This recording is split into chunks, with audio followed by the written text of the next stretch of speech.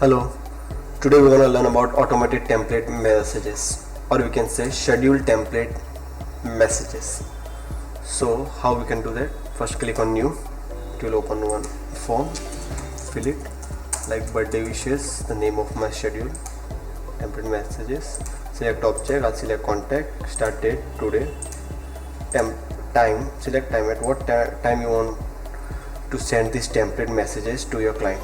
So at 6 a.m. I think that's 6 a.m. and frequency, is it daily, weekly or monthly? Okay, it's daily for now.